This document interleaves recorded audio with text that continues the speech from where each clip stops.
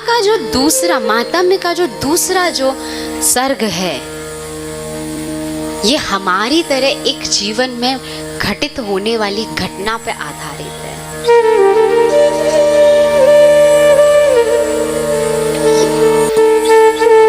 और इस सर्ग में सबसे पहले आता है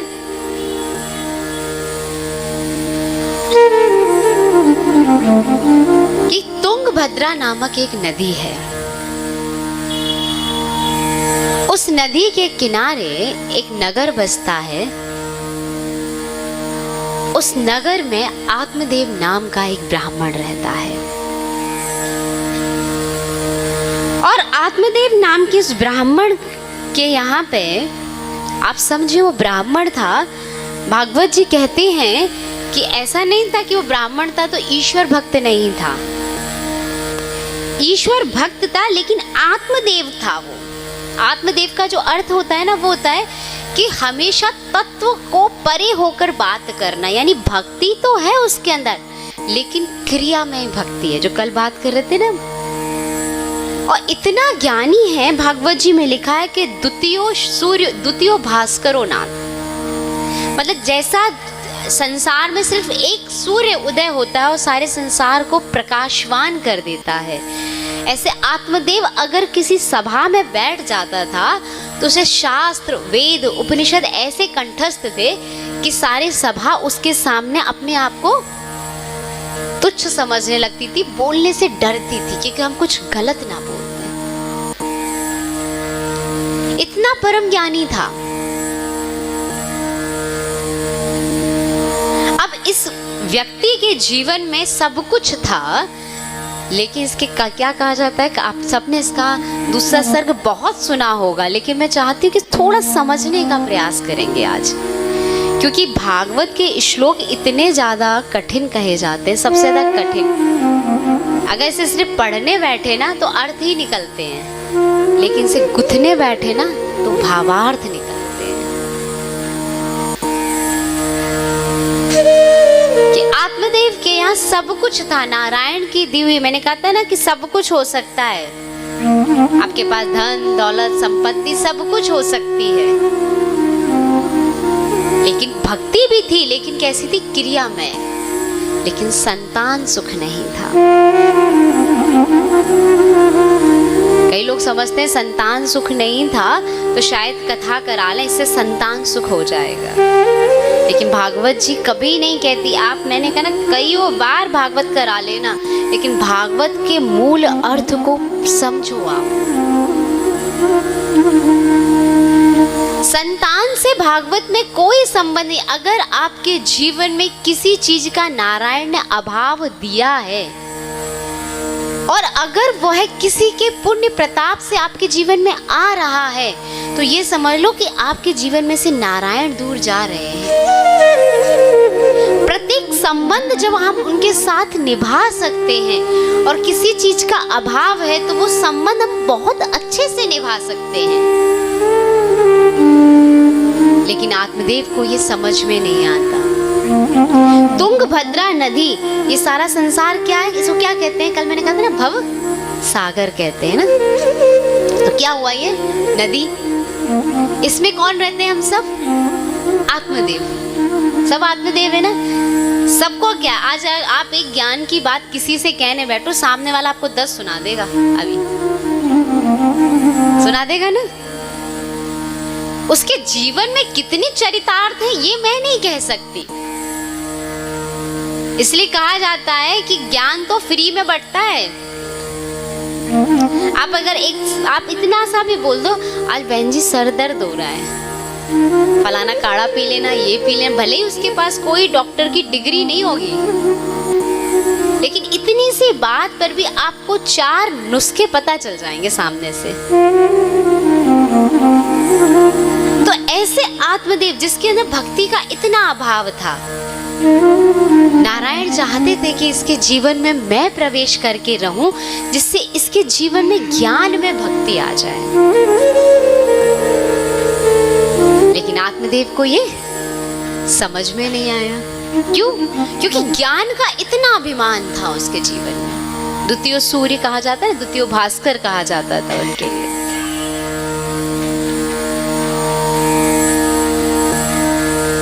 आत्मदेव की पत्नी धुंधली। अब आत्मदेव के घर तो चलो संतान नहीं थी, शास्त्र कहते हैं, भागवत जी कहती हैं कि उसके घर भी नहीं थी, और उसके यहाँ एक गाय थी, उस गाय के भी नहीं थी, उसके यहाँ पेड़ लगते थे, उसमें फल नहीं लगते थे, मतलब इतना ज्यादा उसके यहाँ पे कहीं संतान योग नहीं दिखाई देता था। आत्मदेव बहुत दुखी हुआ और एक दिन कि चलो अब मैं प्राण छोड़ने जाता हूँ, भगवान से जिद करने जाता हूँ। कल भी मैंने कहा था, जब आप किसी जिद पे अड़ जाते हो, नारायण आपको अगर प्रेम करते हैं तो जिद तो पूरी करते हैं वो, लेकिन उसका परिणाम क्या होगा? ये आत्मदेव की कथा है, लेकिन मेरे जीवन में कुछ संत ऐसे आए, बाकायदा ऐसे आए, जिनसे लोगों ने बहुत जिद करी, उनके जीवन में भी संतान आई, लेकिन बाद में उन्होंने उन्हीं संतों से कहा कि ये हमारे सामने ही ये संतान चली जाए। आत्मदेव भी संत से मिलता है, और संत जब उसे देखते हैं कि ये इतना दुखी है, इतना रो रहा है, कि इसके जीवन में दुख का कारण क्या है, वो अपने दुख का कारण बताता है। संत अपनी तीसरी दृष्टि से, अपने योग बल से पता करते हैं, तो देख लेते हैं कि इसके जीवन में 7 जन्म तक भी संतान सुख नहीं है। संत उसे समझाते हैं कि बहुत अच्छा है, तेरे पास किसी का भी कार्मिक अकाउंट नहीं है, किसी को तुझे कुछ, तू अपने जीवन को परमात्मा की भक्ति में लगा। लेकिन वो कहता है अब तो आपने ये गौर कह दिया कि 7 जन्म तक संतान नहीं है, तो मैं जो पहले मर रहा था वो अभी मैं कूद के मरता हूँ, नहीं तो आप मुझे संतान दीजिए।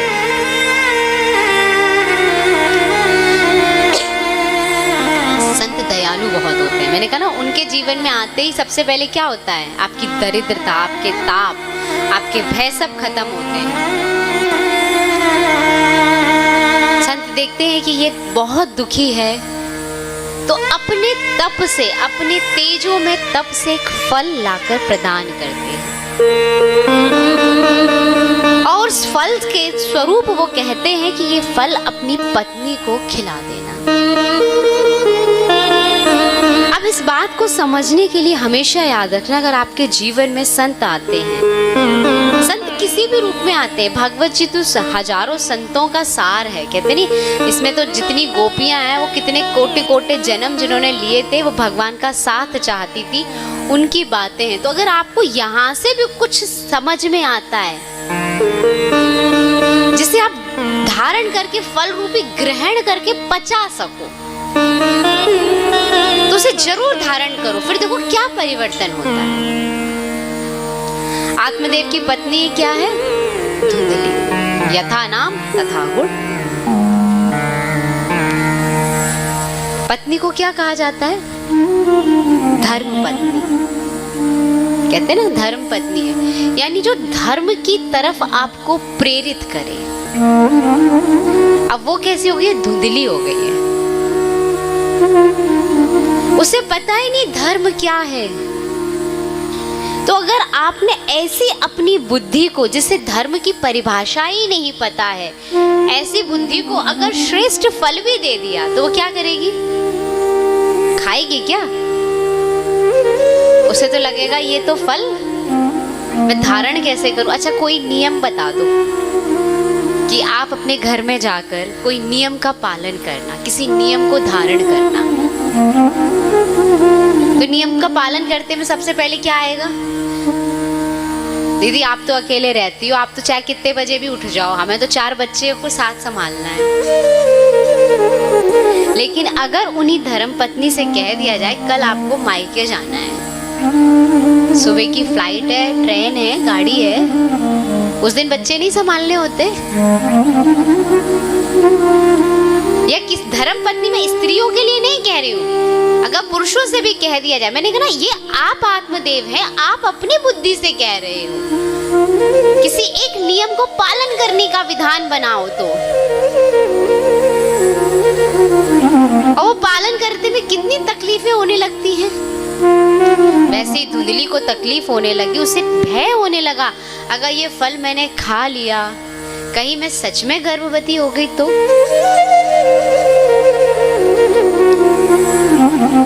ऐसे ही आपकी बुद्धि को लगने लगता है, अगर मैं सत्कर्म में चलने लगा, अगर मैं रोज कथाएं सुनने लगा, आपसे ज्यादा आपके परिवार को भैया ये बाबा ना बन जाए।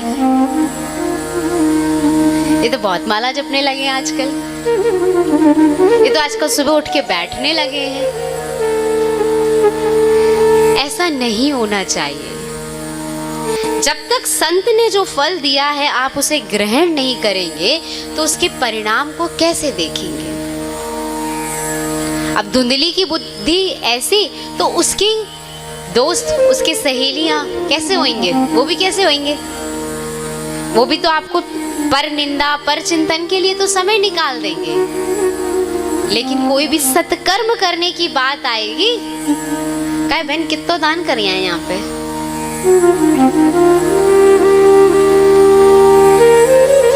आज क्या कहिए थी,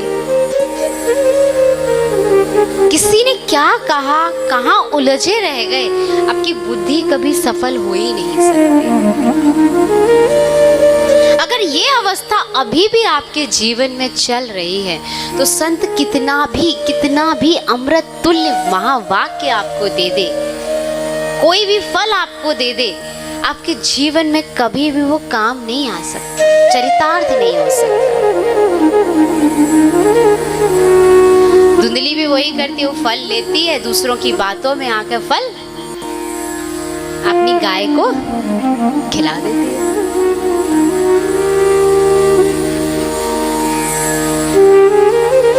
और यहाँ धुंधली के 9 महीने बाद एक पुत्र का जन्म होता है। धुंधली के तो नहीं होता, उसकी बहन के होता है। वो बहन के यहाँ से ले लेती है।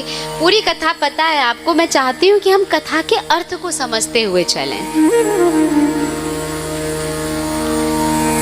और जैसे ही वो पुत्र आता है, आत्मदेव इतने खुश होते हैं। आत्मदेव कहते हैं मैं अपने पुत्र का नाम, धुंधली कहती नहीं, तुमने क्या किया, 9 महीने मैंने गर्भ में रखा, चाहे एक दिन भी नहीं रखा, तो ये मेरा पुत्र हुआ, मैं इसका नामकरण करूं, मैं धुंधली तो मेरा पुत्र धुंधकारी।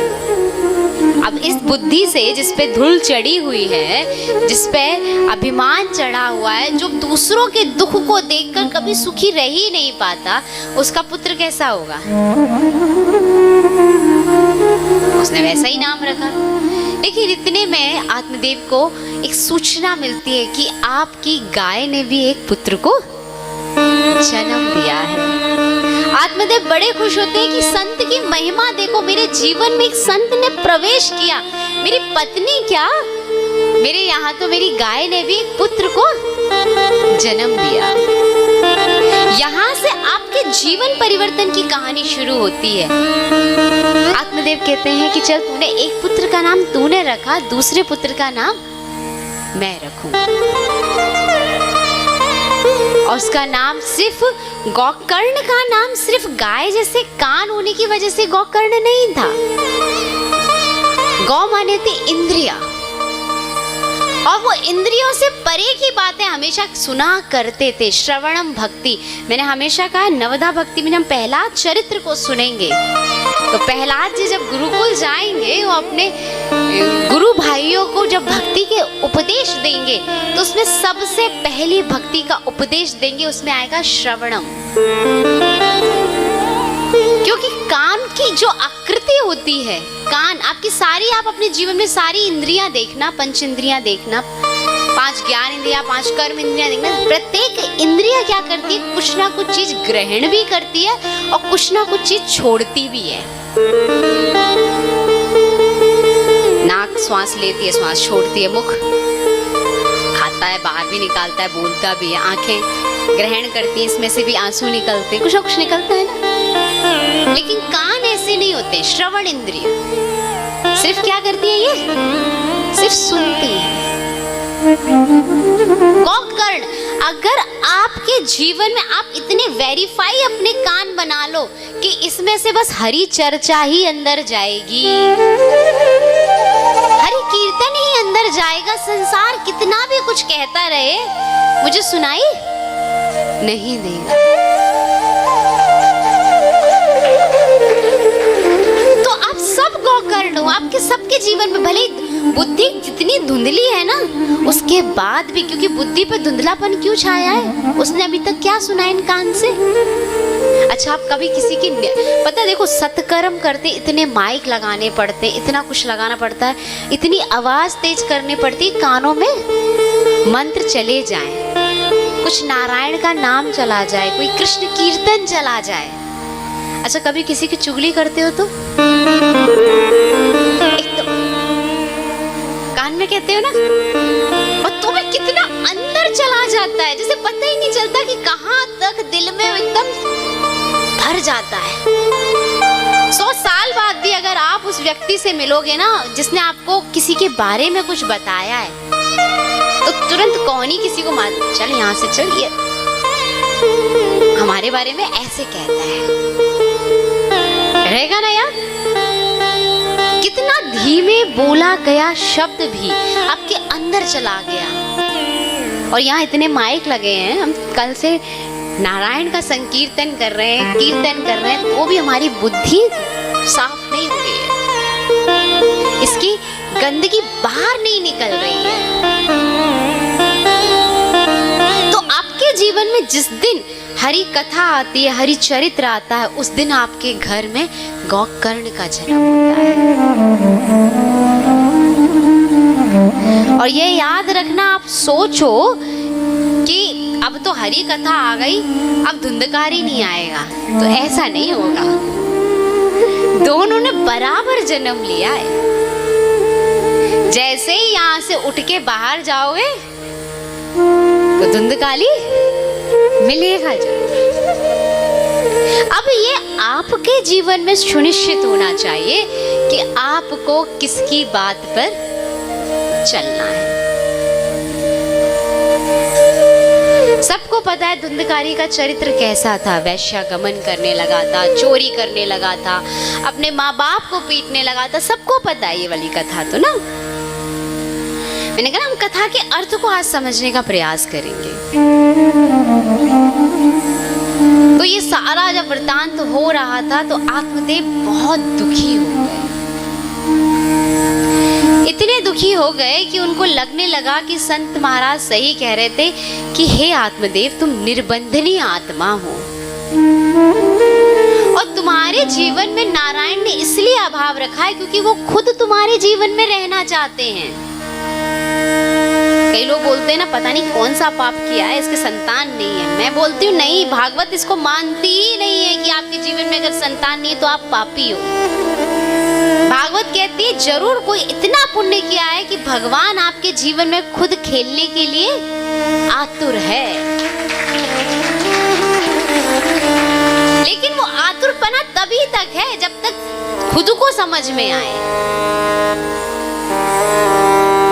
एक बार राधा रमण में, तो बिहारी जी गए होंगे तो वहाँ राधा रमण में है वृंदावन में।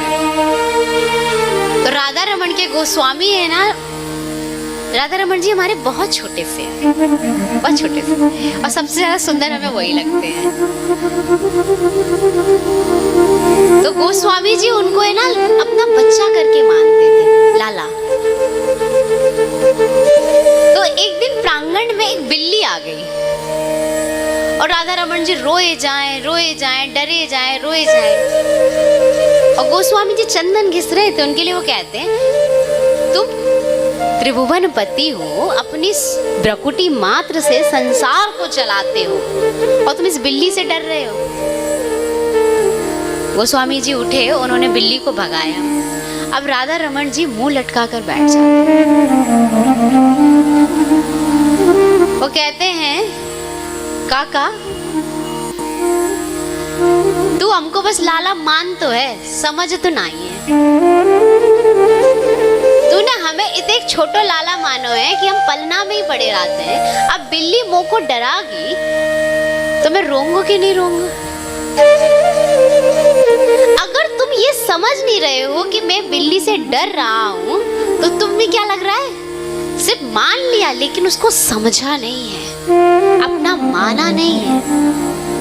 और वो दिन है और आज का दिन है, वहां पे जितने भी गोस्वामी बदलते हैं, अभी पुंडरीक जी महाराज जैसे गोस्वामी हैं, तो मेरी उनसे भी मुलाकात होती रहती है। तो बात यही कहते हैं कि हमारो लल्ला तो अभी भी पलना में झुलवे वारो है।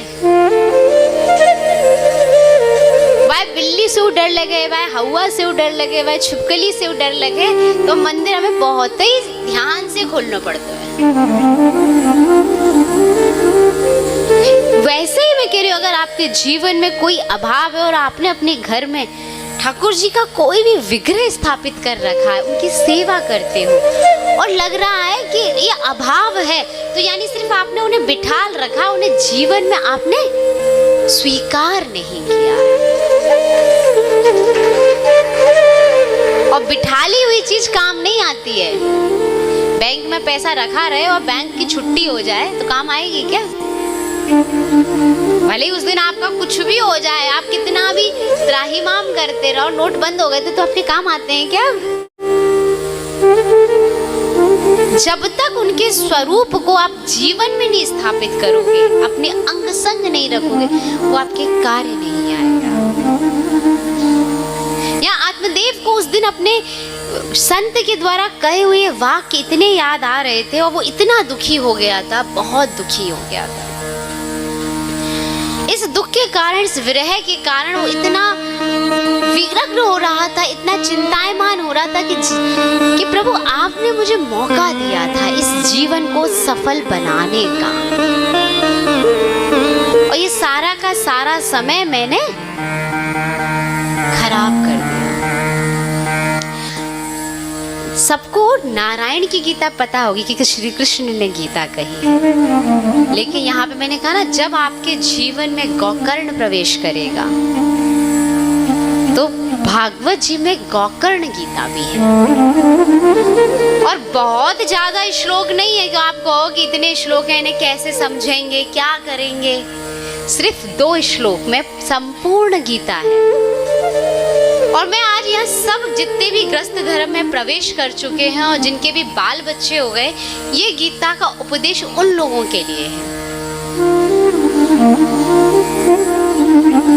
ये आम व्यक्तियों के लिए तो है ही, लेकिन मुख्य रूप से क्योंकि एक पुत्र, एक सद्बुद्धि, एक संतों की वाणी, जो पुत्र रूप में, गोकर्ण के रूप में आत्मदेव के यहाँ उत्पन्न हुई, उसने ये गीता सुनाई है अपने पिता को।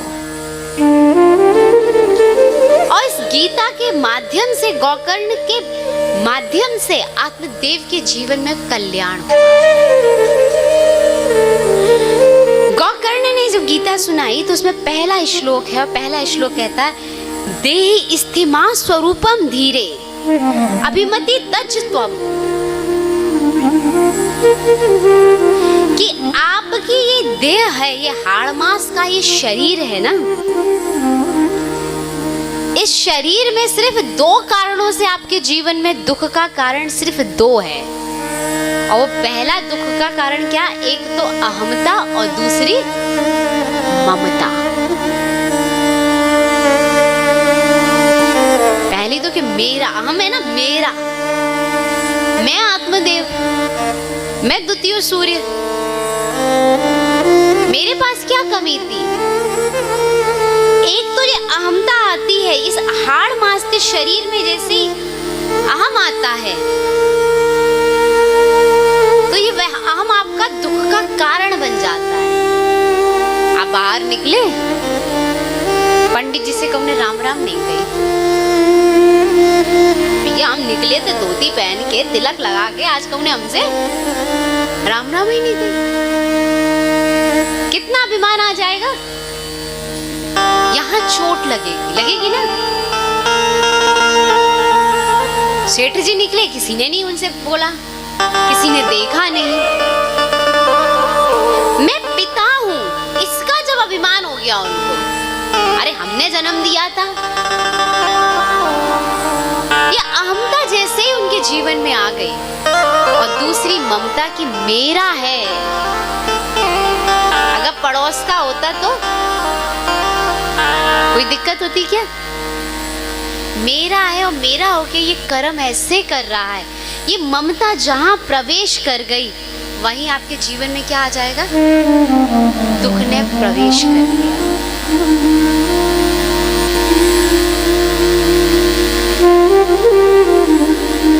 वहीं आपके जीवन में इतना दुख आ जाएगा कि आप परेशान हो जाओगे। आज सबसे ज्यादा मेरे पास जो कॉल आते हैं वो पेरेंट्स के यही आते हैं, बच्चे सुनते नहीं हैं। यही आते हैं ना, परेशान है, बच्चे मानते नहीं हैं। यहाँ गौकर्ण जी अपने पिता को कहते हैं कि तुम अपने जीवन में से अहमता और ममता का त्याग करो। अगर ये त्याग नहीं करोगे आप, तो आपके जीवन में क्या होगा? क्या होगा? दुख हमेशा विद्यमान बना रहेगा। और इस दुख के कारण आपको ये लगा रहेगा कि मेरा पुत्र है, मैं इसको सुधार नहीं पा रहा, मैं इसका कल्याण नहीं कर पा रहा, इस परिवार में जन्म लिया है। अगर उसके जीवन में होगा तो कहीं से संत की वाणी उसे समझ में आएगी, किसी का माध्यम समझ में आएगा। आपने पूरा प्रयास किया ना, आपका काम प्रयास करना है, फल तो आप सुनिश्चित ही नहीं कर सकते ना अपने जीवन में।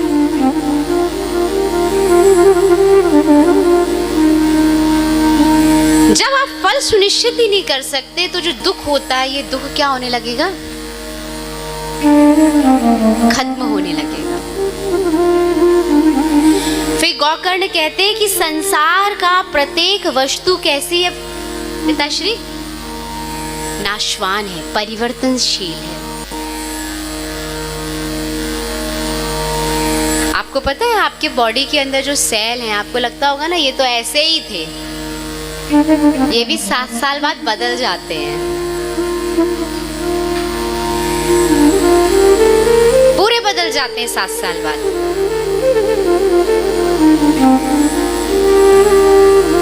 तो जब ये सेल एक नहीं रहते तो संसार में आप किसी चीज से ममता लगा के बैठे हो, किसी चीज से कुछ लगा कर बैठे हो, तो वो कैसे रहेगा?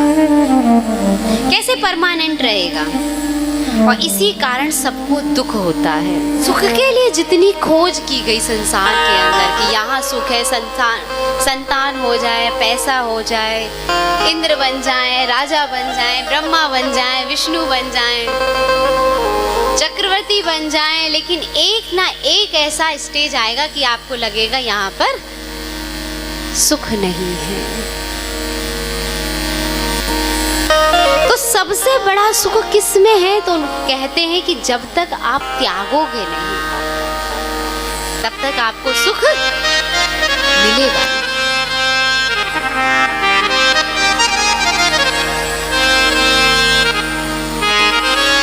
जैसे ही त्याग की बात सुनते हैं तो एक संत के पास एक शिष्य था, उसने सुना कि त्याग से ही सुख आता है। उसने कहा गुरुजी आप गलत कह रहे हैं, पैसे से सुख आता है। गुरुजी ने कहा नहीं, त्याग से ही सुख आता है बेटा। कहता नहीं, पैसे से आता है। नदी पार करनी थी, वो अपने गुरु से कहता है चलो त्याग से सुख आता है तो नदी पार करवा के दिखाओ। वो कहता है चल नाव में बैठो। पहले नाव में बैठते हैं, नाव पार होती है, अपने शिष्य से कहते चलो पैसा दो। जैसे ही पैसा देते नाव से कहता है गुरुजी सुख, कि तूने पैसा दिया ना, तूने त्यागा ना, तभी तो तू इस नदी को पार कर पाया। अगर तेरी जेब में पैसा रहता कि इससे सुख आएगा, इससे सुख आएगा, इससे सुख आएगा, तो सुख आ जाता क्या? तेरे जीवन में कोई कर्तव्य आ रहा है, कोई चीज आ रही है, तो वो तभी आ रही है जब तूने त्याग किया है। अगर त्यागेगा नहीं तो सुख आ ही नहीं सकता। दूसरी बात कहते हैं, तुलसीदास ने क्या कही थी कि हरि नाम, इससे जीवन में सुख आता है। तो गौकर्ण जी कहते हैं कि तुम कथा के रसिक बनो, क्योंकि जब तक वो आपके जीवन में नहीं आएगा तब तक आपके जीवन में सुख नहीं आएगा।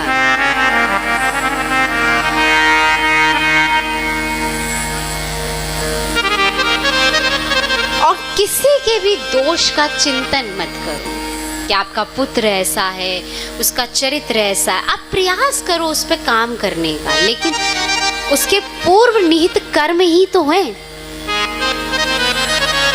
कि वो बदल नहीं रहा। आप प्रयास कर सकते, लेकिन उसके दोषों को अगर आपने अपनी बुद्धि में स्थान दे दिया तो ये दोष कब आपके अंदर आ जाएंगे आपको पता ही नहीं चलेगा। सिर्फ भगवान के नाम का सिमरण करते हुए आप बस बढ़ते चलो। और उन्होंने कहा सेवा कथा रसो अमृता। जो सेवा आपके जीवन में सेवा का जो भाव उत्पन्न हो वो कैसे हो? कथा रस से, कि जितनी सेवा करनी है मुझे वो कथा रस से करनी है, कथा रस पीना है, कथा रस से ही मेरे जीवन में सेवा आ जाएगी। तो जिसके कारण क्या होगा, जो अभी तक हम लोक धर्म निभाते हैं, संसार ये ना कह दे, संसार वो ना कह दे, संसार की सुनते हैं ना चार लोग क्या कहेंगे, वो लोक धर्म ना होके वो क्या हो जाएगा, आध्यात्मिक धर्म हो जाएगा, भक्ति धर्म हो जाएगा। कि लाज लुटे तो लुटने दो, संसार क्या कहेगा, मीरा की तरह मुझे सिर्फ अपने आप को हरि चरणों में समर्पित करना है। और इसका सबसे अच्छा उदाहरण मैं कहती हूँ ना, हनुमान जी के अलावा तो कोई है ही नहीं। भूत पिशाच निकट नहीं आवे, महाबली जब नाम।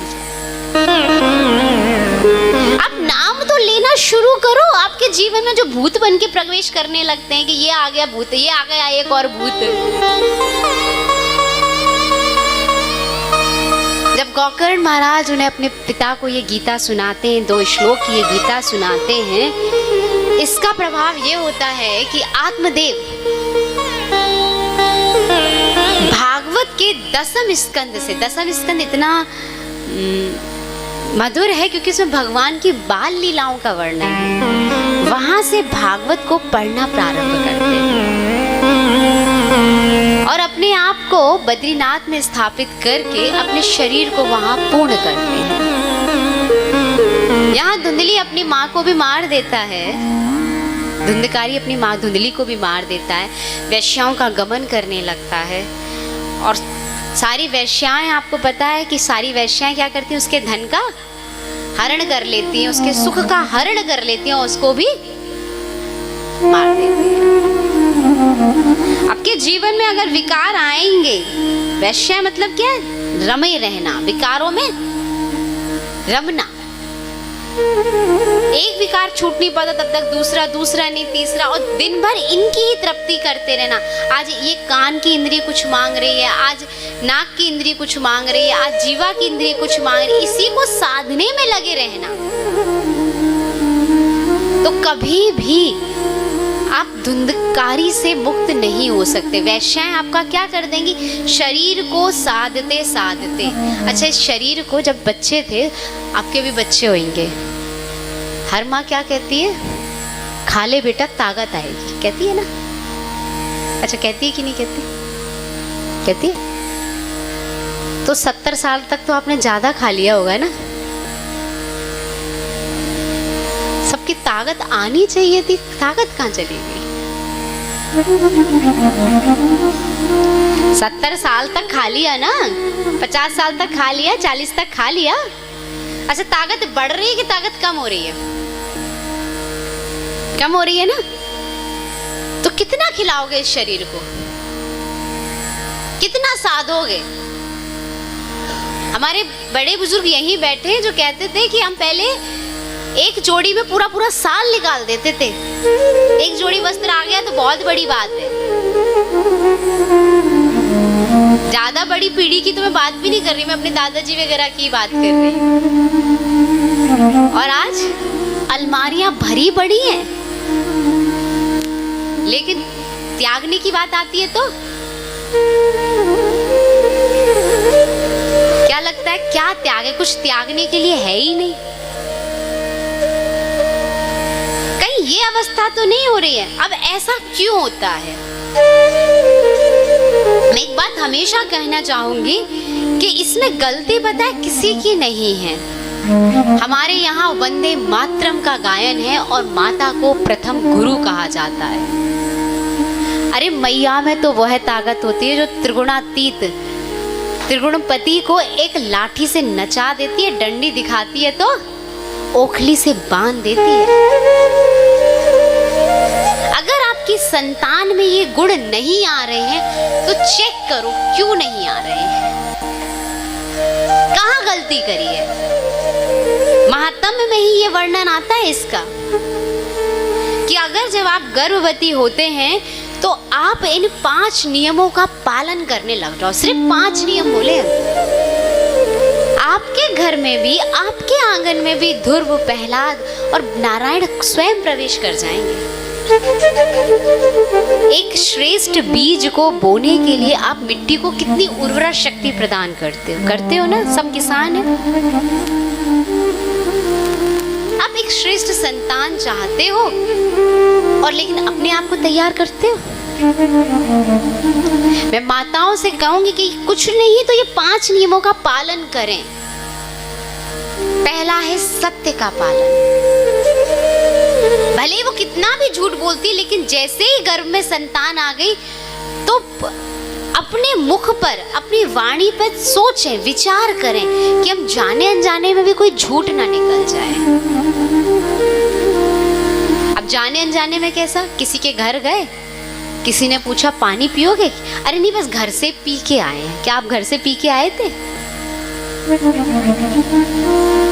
मैं इसलिए बोले छोटे से छोटा पालन देखो। आप पी के निकले थे घर से, लेकिन आपको लगा ही नहीं कि आपने झूठ बोला है। पहला है सत्य का पालन, दूसरा लिखा है शौच का पालन। शौच का मतलब शुद्धि। चलते फिरते मुंह जूठा नहीं कर लेना है। थोड़ा सा शौच, जैसे नारायण की तुम्हें सेवा करनी, तुम्हारे घर में नारायण आ रहे हैं तो कैसे करोगे? नियम से करते हो ना, हाथ पैर धुल के, नहा के, कुल्ला करके तब दीप जलाना है, तब मंदिर में बैठना है। वैसे हमेशा स्वमान में रहे कि मेरे तो गर्भ में नारायण है। अब तो शौच का पालन, बहुत ही शौच का, साफ सफाई हर एक स्तर की। ना आपकी बुद्धि में किसी का कुछ आना चाहिए और ना आपके जीवन में बाहरी रूप से कुछ आना चाहिए। तीसरा है दया। करुणा में हो जाओ, दया में हो जाओ। कोई सामने से कुछ भी बोल रहा है, अब यशोदा मैया को देखो ना कि विष पिलाने के लिए पूतना आई थी, लेकिन तो भी ले बहन तू ले ले। तभी नारायण गए थे उनके जीवन में। कोई क्या कहता है, क्या करता है, आपका स्वभाव तो इतना रसीला हो जाना चाहिए, इतना दयालु हो जाना चाहिए कि आपका जो वंदे मातरम गायन है, करुणामय गायन है, वो आप में से सबको झलकने लगे।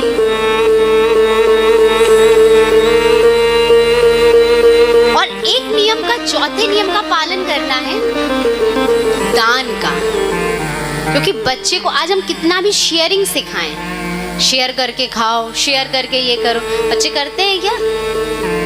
मेरा है। बल्कि आप छोटे बच्चों से आजकल पूछो मम्मी ने क्या बनाया है, जो बनाया था वो खत्म, कह देते हैं ना बच्चे। क्यों? क्योंकि आपने अभी तक संग्रह किया। जब तक पेट में थे दिमाग में क्या विचार चलने लगते, अब मेरी ननंद आएगी, सामान छुपाना शुरू कर दूं। आता है ना विचार? अच्छा कितना नहीं आता ये बताओ। अब रिश्तेदार आएंगे 9 महीने बाद, अभी मैं नहीं देखूंगी तो पता नहीं ये क्या क्या खाली कर देंगे यहाँ से। नहीं, बच्चा वो सीख रहा है गर्भ के अंदर। दया के बाद अगर आता है तो दान। कुछ भी करो, रोज भले ब्राह्मण को दक्षिणा दो, गाय को रोटी दो, कुछ बना के दो, खिलाओ, कुछ भी दो, पर रोज अपने हाथ से दान करो। देने का संस्कार उसके गर्भ में ही आ जाए, क्योंकि जब तक वो त्यागेगा नहीं उसके जीवन में सुख नहीं आएगा। और ये माँ की जिम्मेदारी है।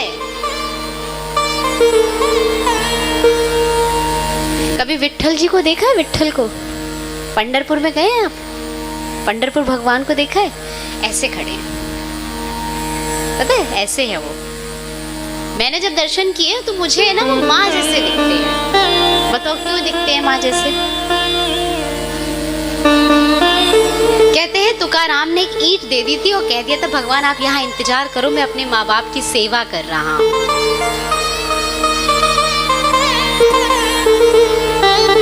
तो वो ईंट पर ऐसे प्रतीक्षा के रूप में खड़े, लेकिन मुझे कभी वो प्रतीक्षा में नहीं दिखते।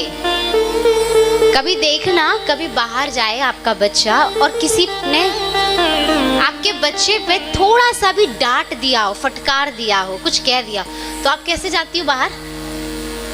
ऐसे ही जाती हो ना? तुम होती कौन हो मेरे बच्चे से ऐसे कहने वाली? कहती हो ना ऐसे? दोनों हाथ तुम्हारे कमर पे होते हैं, देखना, खुद को कभी देखना आईने में। मुझे वो बिल्कुल लगते हैं कि नारायण जैसे हम सारे भक्तों के सामने बिल्कुल खड़े हैं कि आय कितनी तरह से माया इसके सामने आती है, ये मेरा बच्चा है, ये मेरा बालक है। लेकिन ये भाव आएगा कब बच्चे के अंदर? जब उसके जीवन में त्याग आएगा। अगर आपने उसे संग्रह करना सिखा दिया, अभी से इकट्ठा करना सिखा दिया गर्भ के अंदर से, तो बाहर आके भी देखना, कभी छोटे बच्चे को बहुत गौर किया है मैंने, वो पैसे को समझता है। पैसा आप पकड़ाओ, पकड़ के रखेगा, मुट्ठी बांध के बांध लेता है ना, कोई और चीज नहीं बांधेगा, वो मुट्ठी बांध के पैसा बांध लेगा, क्योंकि उसने देखा 9 महीने यही देखा, मम्मी इधर का उधर कर रही थी, उधर का इधर कर रही थी। इसलिए मैं माँओं से सच में करबद्ध निवेदन कर रही हूँ, क्योंकि आप ही हमारे जीवन में ऐसी फाउंडेशन हो कि आने वाले भारत को, आने वाले संसार को रच रही हो। और अंतिम जो एक साधन जरूर अपनाना चाहिए कि 9 महीने तक सिर्फ एक समय भोजन करना चाहिए। दिन में फलाहार कर लो, जैसे नारायण को देते हो वैसे कर लो, पर भोजन एक समय करना शुरू कर दो, क्योंकि भोजन की जो वृत्ति होती है, अन्नमय कोश होता है, तो ये आपको स्थूल बनाता है, आपकी बुद्धि को ना मोटा बनाता है, स्थूल बनाता है, तो बच्चे का कभी भी बौद्धिक विकास नहीं हो पाता है। फिर आपको लगता है ये सिर्फ खाना देते हुए सो ही जाता है। ये मैं नहीं कह रही हूँ, मैं आपको भागवत में प्रमाण दिखा सकती हूँ, आपकी भागवत जी कहती हैं। तो आप कहो कि दीदी क्या एक टाइम और खिलवाओगी? बल्कि जैसे ही आप सुनते हो कि आपके घर में बच्चा है, तो एक टाइम की बजाय तो दूध, मेवे, खाना पीना तो इतना शुरू हो जाता है जैसे पता नहीं आप एक्स्ट्रा ऑर्डिनरी कोई काम कर रहे हो। अच्छा, संसार में आप माँ बन रहे हो ना, ये गुण धर्म परमात्मा ने आप ही को दिया है ना, तो इसमें एक्स्ट्रा काम क्या कर रहे हो? अब पंखे का काम है हवा देना, अगर ये हवा नहीं देगा तो ये बेकार है। अगर आप संतान उत्पन्न नहीं कर रहे हो और श्रेष्ठ संतान नहीं दे पा रहे हो, तो ये आप में क्या है? कमी है। इसलिए इस भागवत जी कहती इन 5 नियमों का पालन करना। आपके जीवन में भी गोकर्ण जैसी संतान आ सकती है। बस करना क्या है? इन 5 नियमों का पालन करें।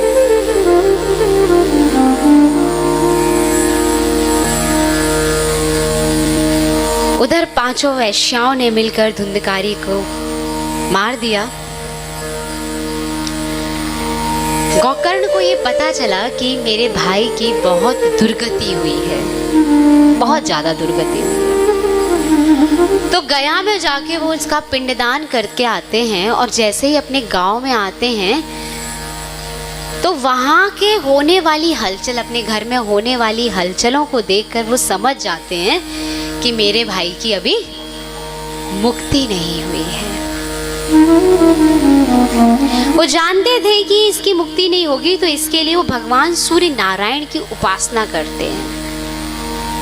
और जब भगवान सूर्य नारायण की उपासना करते हैं तो सूर्य भगवान उसको बताते हैं कि तुम श्रीमद् भागवत का पाठ करो, जिससे आपके भाई की मुक्ति हो। मैंने कल कहा था आप कोई उद्देश्य लेके, कोई संकल्प लेके कथा में जरूर बैठिए। 7 दिन में अगर नारायण पूरा ना करें तो समझना कि आपने उद्देश्य यहाँ तो लिया, लेकिन बाहर जाते ही वो उद्देश्य को यहीं छोड़ के जा रहे हो। गोकर्ण जी महाराज कथा प्रारंभ करते हैं। धुंधली क्योंकि प्रेत था, उसे स्थान समझ में नहीं आ रहा था, क्योंकि वो एक जगह ठहर नहीं सकता था। पास में लगा होता है बांस और उसमें प्रवेश करता है। बांस क्या है? हमारा वंश, हमारी परंपरा होता है ना। अरे हमारे वंश में आज तक किसी ने ये काम ही नहीं किया, हम कैसे निकल जाए यहाँ से। पहले दिन की कथा होती है, पहली गांठ टूटती है। दूसरे दिन की कथा होती है, दूसरी गांठ। ऐसे 7 दिन की कथा में आपकी 7 गांठें टूट जाएं। आज तक आपके जीवन में किसी ने क्या किया, क्या नहीं किया, ये महत्व नहीं रखता। अगर आज कृष्ण नाम संकीर्तन आपके जीवन में गया है तो ये कृष्ण नाम संकीर्तन आपके जीवन में इतना विद्यमान हो जाए, इतना स्थापित हो जाए कि ये आपके जीवन को हमेशा के लिए परिवर्तित कर दे। बहुत समय नहीं, 7 ही दिन है, चाहे आपके पास है, चाहे मेरे पास है, चाहे गोकर्ण महाराज के पास थे, चाहे धुंधकाली के पास थे, क्योंकि 7 दिन में ही सब कुछ होना। 8वां दिन तो है ही नहीं ना। और अंतिम दिन क्या होता है? भगवान के पार्षद आते हैं, रथ लेकर आते हैं और धुंधकाली को उस रथ पर बिठालते हैं और ले जाते हैं। अब कथा तो वहां पूरे गांव ने सुनी थी। सब कहते हैं कि सिर्फ इनको ही लेने के लिए पार्षद क्यों आए? गोकर्ण जी महाराज, हम सब क्यों नहीं जा रहे हैं? कह सकते हो ना कि सिर्फ यही क्यों जा रहे हैं? तब पार्षद कहते हैं कि गोकर्ण जी, जितने प्रेम से, जितनी श्रद्धा से, एक चित्त बनाकर, एक निष्ठ भाव से धुंधकारी ने सुनी थी, उतना यहाँ पर किसी ने भी नहीं सुना।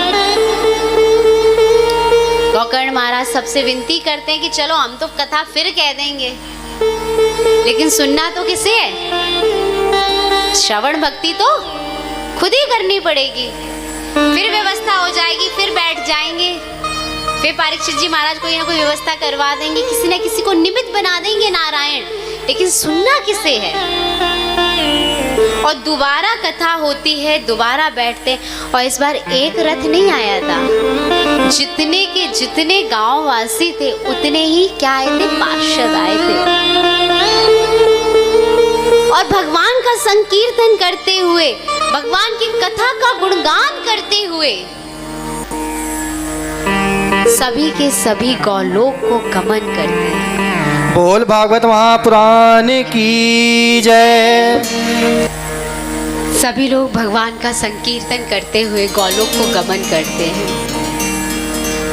यहाँ से सिद्ध होता है कि सभी जितने भी शास्त्र हैं, उन सभी शास्त्रों का अगर तिलक है तो वो क्या है? श्रीमद् भागवत।